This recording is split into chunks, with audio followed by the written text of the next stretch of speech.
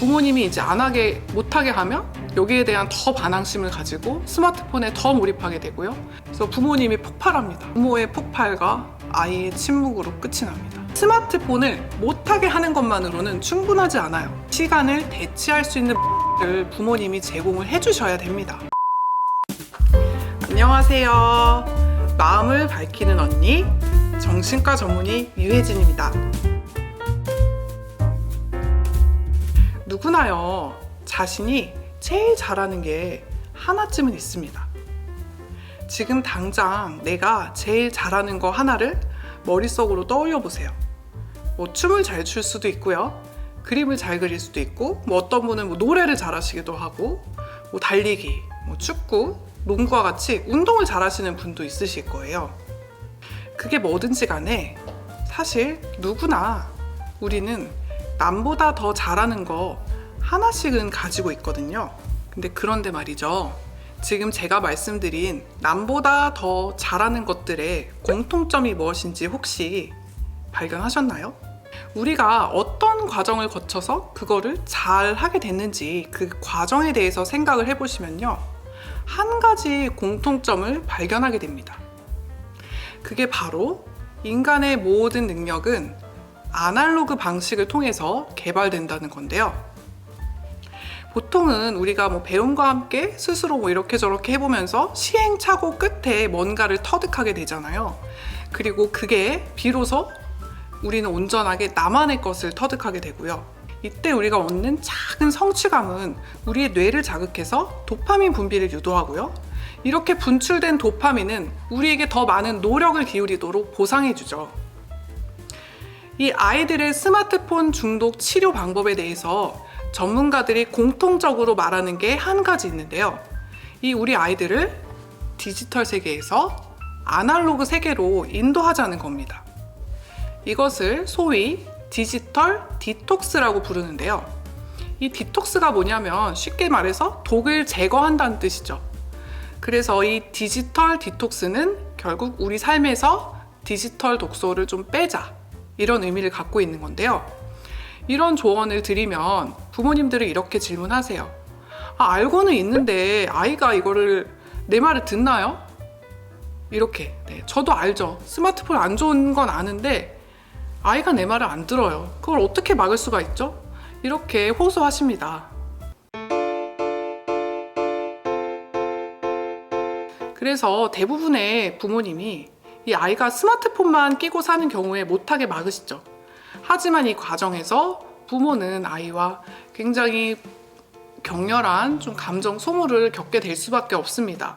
특히 이제 사춘기가 지나게 되고 하면요, 아이들도 자기 생각이 강해지기 때문에 부모님이 이제 못하게 하면 여기에 대한 더 반항심을 가지고 스마트폰에 더 몰입하게 되고요. 부모님도 애가 난리를 치니까 이 관계가 악화가 될 것을 두려워해서 결국에는 보고도 못 본 척 아이를 방치하게 됩니다. 한마디로 악순환의 반복이죠. 여러분, 이 상황에서도 위축되시면 안 되고요. 포기하지 마시고 이 문제의 핵심을 잘 살펴보셔야 합니다. 아이들이 왜 스마트폰에 몰입하는지를요. 이 스마트폰을 못하게 하는 것만으로는 충분하지 않아요. 아이들이 스마트폰에 몰입하는 그 시간을 대체할 수 있는 뭔가를 부모님이 제공을 해주셔야 됩니다. 아이와 대화를 하려는 이 부모님들의 가장 큰 문제는 뭐냐면요. 그냥 쉽게 해결하려고 그래요. 그래서 한두 마디의 말로 아이의 행동을 바로 잡으려고 하는 거죠.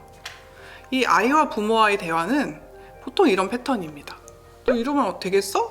하고 훈계로 시작해서, 그래서 너 지금 성적 떨어졌지? 비난을 거치고, 그러다가 이제 부모님도 화가 나죠.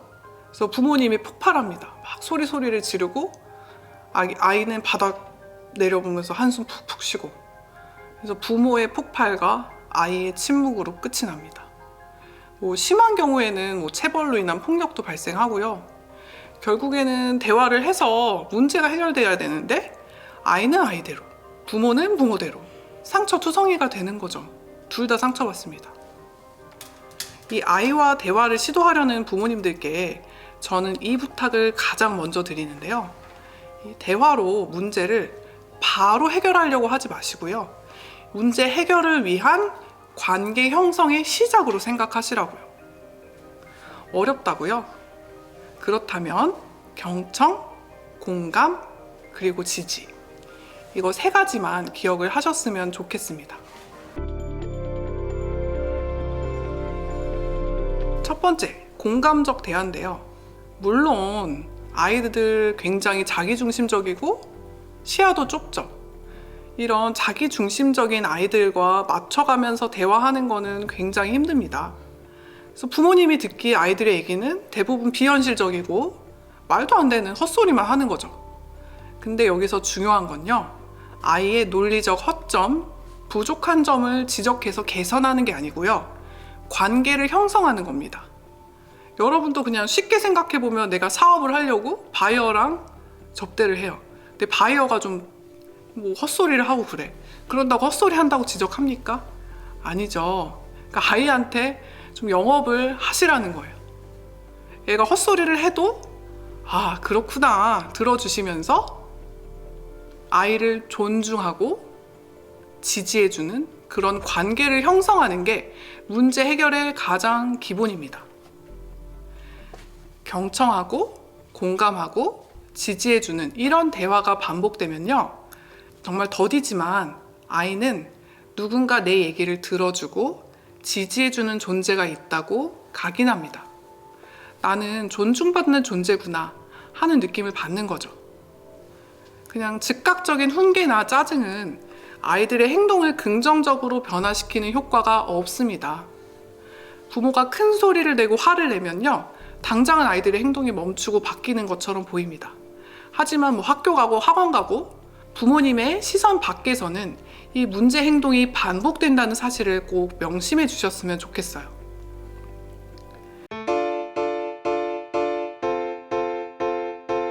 두 번째는 독서입니다. 이 스티브 잡스님의 전기를 집필한 월터 아이작스는요, 저녁 시간에 스티브 잡스의 집을 종종 방문했다고 하는데요, 그때마다 이 잡스의 아이들이 이 스마트폰을 손에 쥐고 있거나 찾는 모습을 한 번도 본 적이 없다는 얘기를 했는데요, 대신 잡스는 매일 저녁 식탁에 둘러앉아서 아이들과 함께 책을 읽고 역사에 대해서 토론하는 시간을 보냈다고 합니다. 이 스마트폰, 이 애플이죠. 이 애플 만든 기업을 운영하시던 분도 자신의 가정에서만큼은 이 스마트폰을 내려놓고 아이들과 시간을 보내는데 우리 엄빠들 어떠신가요? 피곤하시죠? 대부분 이 소파와 일체화돼서 이 스마트폰이나 TV를 보면서 시간을 보내시죠. 본인 생활을 이러면서 아이들한테는 적당히 좀 해라, 이렇게 얘기를 한다면 아이들이 그 말을 들을까요? 나쁜 습관을 없애는 가장 좋은 방법은요, 그것과 싸우는 것이 아니라 대체할 수 있는 좋은 습관을 찾아주는 겁니다. 책 읽기가 이 스마트폰을 대체하는 습관으로 가장 많이 추천되는 방법이죠. 근데 이 습관도 사실은 이제 청소년기부터 형성하게 되면 늦고요, 어렸을 때부터 습관을 길러주는 게 굉장히 중요합니다. 우리가 어릴 때부터 부모님이 아이들을 위해서 책을 읽어주면요, 아이들은 듣기와 집중력, 상상력이 극대화됩니다. 이 뇌파 검사를 해보면요, 부모님이 책을 읽어줄 때 아이의 뇌에서는 정서적으로도 안정감을 누리는 뇌파가 많이 발생합니다. 그렇다면 여기서 재밌는 질문 한 가지를 해볼게요. 엄마와 아빠 중에 누가 책을 읽어줄 때 아이의 뇌에 도움이 될까요?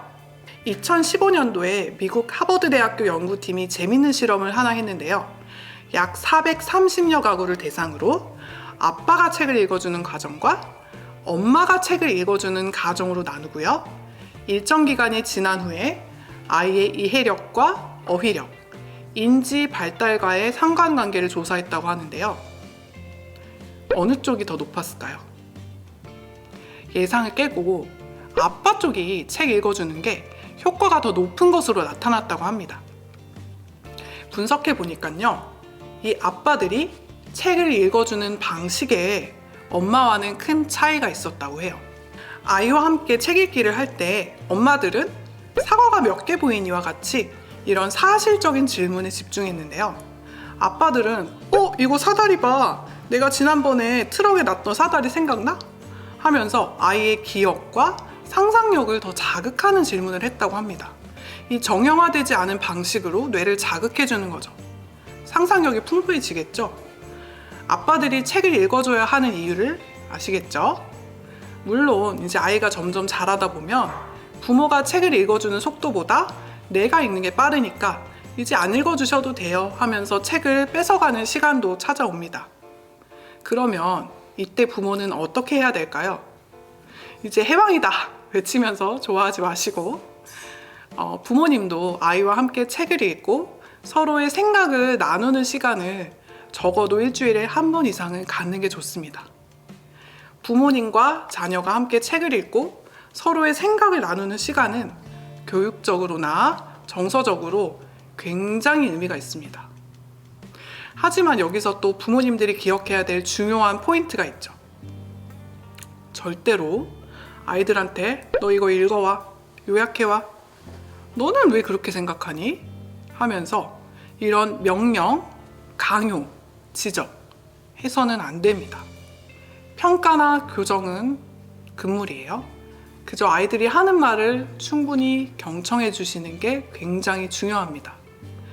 요즘 우리 아이들의 문해력이 많이 떨어져서 걱정이라는 얘기가 많이 나오는데요. 사실 읽는 내용을 정리해서 다시 말하는 것은 그 자체로 굉장한 학습이 된다고 교육 전문가들이 얘기합니다. 미국에서 또 흥미로운 연구를 했는데요. 10대 아이들을 두 그룹으로 나눠서 한 그룹은 1시간 동안 친구와 대화를 하게 하고요. 나머지 한 그룹은 아버지와 대화를 하게 했다고 해요. 그리고 이 각 그룹의 대화를 기록했는데요. 이 친구와 대화한 아이들의 경우는 대략 4,000단어를 사용했고요.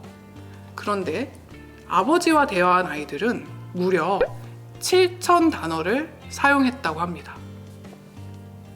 거의 2배 차이가 나는데요. 부모와 아이와의 대화, 왜 중요한지 아시겠죠? 우리 아이를 스마트폰에서 멀어지게 하는 가장 쉽고도 효과적인 활동은 바로 독서입니다. 이 영상을 보고 계신 부모님들 중에 아이의 스마트폰 중독을 걱정하는 분들 있다면 지금 당장 부모님부터 스마트폰을 내려놓으시고 책 읽는 모습을 아이에게 먼저 보여주세요.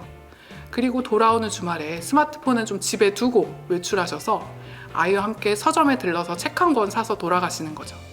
작은 변화가 시작될 겁니다. 네, 세 번째로 운동인데요. 이 소아과의 저널에 따르면 초, 중학교 학생들한테 유산소 운동을 시켰더니 운동 능력이 향상된 게 아니고 오히려 수학과 읽기 점수가 향상됐다는 거예요.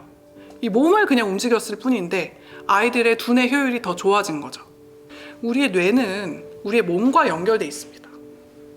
운동을 연구하는 과학자들이 이 신체 활동이 아이들의 집중력을 높인다는 굉장히 일관되고 공통된 결과를 발표하고 있는데요. 특히 이제 최근에 연구를 통해서 밝혀진 사실을 보면 운동을 할 때 우리의 뇌에서는 BDNF라는 굉장히 중요한 신경 영양인자를 만들어내고요. 이 BDNF가 놀라운 게 뭐냐면 뇌의 성장과 뇌세포의 분할을 촉진시키기 때문에 소위 기적의 뇌 성장제로 불린다는 거예요. 결국 쉽게 말하면 운동만큼 아이의 뇌에 좋은 영양제는 없다는 거죠.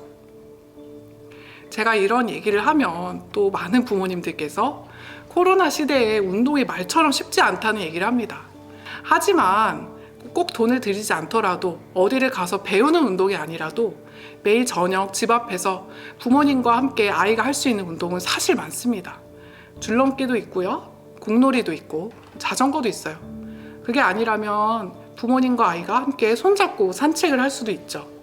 대신에 부모님이 먼저 정하지 마시고 아이들의 의견을 물어봐 주세요. 이 아이들한테 결정권을 줄수록 아이들은 내가 선택한 거니까 자신의 선택을 최대한 오래 유지하고 싶어 합니다. 아주 사소한 것부터 시작하는 게 우리 아이를 스마트폰과 멀어지게 할 수 있는 바로 첫걸음입니다. 어렸을 때 뇌회로가 균형 있게 발달을 했는데 잠깐 학습을 소홀히 했다면 쉽지는 않지만 회복이 가능합니다.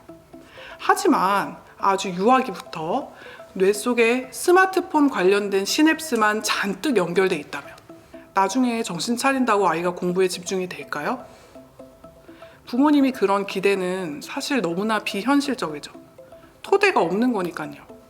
뇌 토대가 형성되는 소아 청소년 시기에는요, 디지털 기기로부터 멀리 떨어져서 오히려 몸을 쓰는 시간을 더 늘려야 한다는 사실을 꼭 기억해 주시기 바랍니다. 미국 실리콘밸리에 있는 월도프 학교에는 디지털 기기가 없다고 합니다. 유치원부터 고등학교까지 운영되고 있다고 하는데 그 흔한 컴퓨터나 프로젝터조차 없대요. 이 교실에는 오직 수업에 필요한 책, 연필, 분필 이런 아날로그 교육 기자재만 있고요.